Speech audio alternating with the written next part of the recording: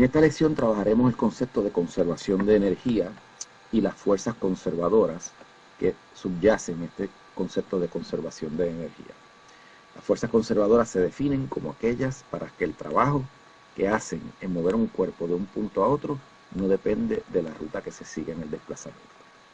Si recordamos que el trabajo se define en su forma general como el integral de F por dr, que en forma cartesiana lo podemos expresar como el integral de F de x más F de y integrados desde el punto inicial hasta el punto final, ese trabajo será independiente de la ruta que se siga siempre y cuando los componentes Fx y Fdy de la fuerza sean invariables por rutas distintas. Bueno, algunas fuerzas que hemos visto que hacen trabajo, por ejemplo, en el video anterior o en la lección anterior de energía y trabajo, vimos que W y fricción son dos de las fuerzas que típicamente actúan sobre nuestro sistema que realizan trabajo. El peso W apunta siempre hacia abajo y vale mg. Eso quiere decir que los componentes en X y en Y son invariables independientemente de la ruta y por lo tanto es una fuerza conservadora, mientras que en el caso de la fricción apunta en dirección opuesta al movimiento relativo y dependiendo de la ruta que siga el cuerpo, los componentes de F de X y F de Y pueden ser muy diferentes. La fuerza de fricción es por lo tanto una fuerza no conservadora. Las fuerzas conservadoras se llaman así porque conservan la energía mecánica de un sistema. La energía mecánica es la suma de la energía cinética, que ya la vimos en el video anterior, es un medio m por v cuadrado, más la energía potencial. Aquí trabajaremos con la energía potencial asociada a fuerzas conservadoras. Para cada fuerza conservadora hay una energía potencial y ellas se trabajan cada una aparte. El cambio en energía potencial asociado a una fuerza conservadora, cuando un cuerpo se mueve de un punto inicial A un punto final B, se define como el negativo del trabajo realizado por esa fuerza en mover el cuerpo del punto A al punto B. Eso quiere decir que el cambio en energía potencial, delta U, que es la energía potencial final, la energía potencial en B, menos la energía potencial inicial, que es la energía potencial en A, es el negativo del trabajo o el negativo del integral de F de R desde A hasta B. Fíjense que lo que definimos es el cambio en energía potencial y no la energía potencial como tal. Como lo que se define es el cambio, necesitamos asignar puntos de referencia donde la energía potencial tiene un valor de 0. Estos puntos de referencia son arbitrarios. Típicamente para fuerzas constantes, el valor lo seleccionamos nosotros y típicamente podemos usar un punto conveniente, el punto donde la energía potencial tiene su valor más pequeño. Para fuerzas variables podemos tomar como referencia el punto donde la fuerza es 0, si tal punto existe. Veamos un par de ejemplos. Vamos a determinar la forma de la energía potencial gravitacional de un cuerpo de masa m colocado a una altura h con respecto a algún punto de referencia. Ese punto de referencia va a ser el punto donde la energía potencial es 0. Vamos a tomar ese punto como, digamos, el suelo y movemos el objeto a una altura h y también le vamos a dar un desplazamiento d a lo largo de la superficie. Si cogemos un eje de coordenadas como el indicado, estamos moviendo el objeto d a lo largo del eje de x y h a lo largo del eje de y. El peso en este eje de coordenadas es 0i menos mgj. El desplazamiento sería di más hj. Y cuando calculamos el trabajo, multiplicamos componentes en x entre sí, 0 por d, que da 0, y menos mg por h, que es menos mgh. Por lo tanto, el trabajo hecho por la gravedad en mover el cuerpo del punto inicial al punto final, es menos mgh, y el cambio en energía potencial, que sería la energía potencial final, menos la inicial, que es la referencia, sería igual al negativo del trabajo, que es mgh, el signo cancela. Por lo tanto, la energía potencial gravitacional de un cuerpo a una altura h es mgh.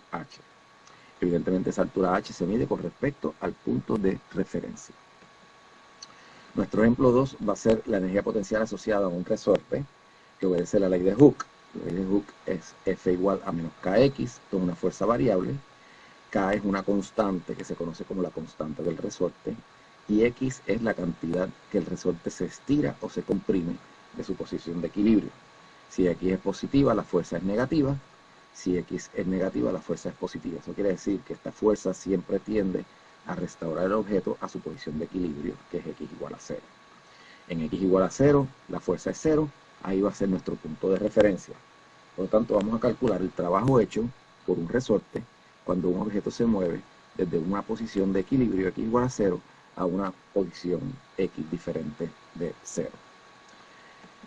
El trabajo es el integral de f de x, f de x es menos kx por dx. Nos movemos desde el punto de referencia, que es x igual a 0, hasta el punto donde se estira el resorte una cantidad x. Ese integral es relativamente fácil de evaluar. La k se puede sacar fuera. El integral de x da x cuadrado sobre 2. Por lo tanto, el trabajo es menos kx cuadrado sobre 2, evaluado entre 0 y x. En 0 da 0, por lo tanto, el trabajo es menos kx cuadrado sobre 2. Como el cambio de energía potencial elástica para el resorte es la energía final menos la inicial, que es la de referencia, y eso es igual al negativo del trabajo, tenemos que la energía elástica en el punto X es igual a kx cuadrado sobre 2. Bueno, si nosotros aplicamos este concepto al teorema de energía y trabajo, el trabajo neto lo podemos ahora dividir en dos trabajos, uno hecho por las fuerzas conservadoras y uno hecho por las fuerzas no conservadoras. El trabajo hecho por las fuerzas conservadoras lo podemos pasar al lado derecho y nos quedaría que el trabajo hecho por las fuerzas no conservadoras sería el cambio en energía cinética menos el trabajo hecho por las fuerzas conservadoras. Pero el negativo del trabajo hecho por las fuerzas conservadoras es el cambio en energía potencial, por definición, y por lo tanto el trabajo hecho por las fuerzas no conservadoras es igual al cambio en la energía mecánica, que es la suma de la energía cinética más la energía potencial. Esta es nuestra nueva versión del teorema de energía y trabajo, y lo vamos a utilizar para resolver un problema muy similar al que resolvimos en nuestra lección anterior. Vamos a tomar una caja M que parte de reposo y se desliza por un plano inclinado a 30 grados. Vamos a calcular la velocidad final luego de recorrer 2 metros sobre el plano. Este problema es exactamente igual que el que hicimos antes, pero inicialmente vamos a resolverlo sin fricción, es decir, entre el plano y la masa no hay fricción.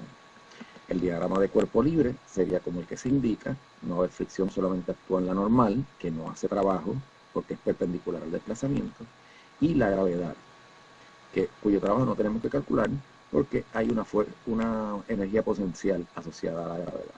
Fíjense que si el objeto se desplaza 2 metros en la superficie, podemos determinar que 2 metros por el seno de 30, que es el lado opuesto, sería lo que cae el objeto, es decir, la altura a la que se encuentra inicialmente el objeto sería 1 metro.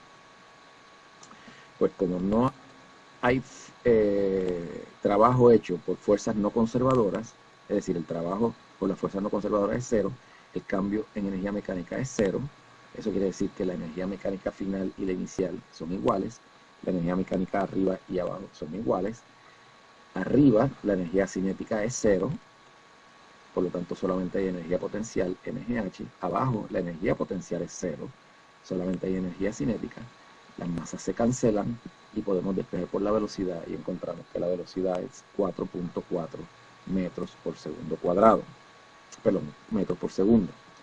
Podemos